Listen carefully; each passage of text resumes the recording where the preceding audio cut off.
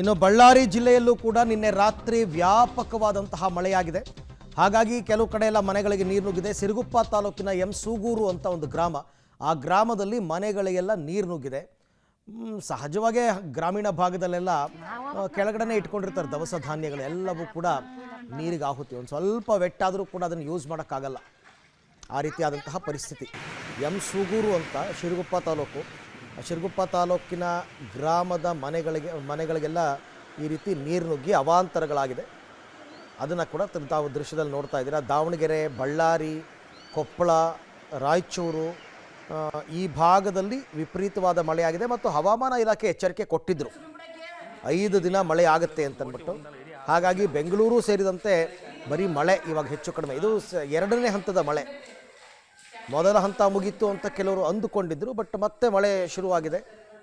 ಹಾಗಾಗಿ ಇವಾಗ ಕೆಲವು ಕಡೆ ಈ ರೀತಿಯಾದಂತಹ ಅವಾಂತರ.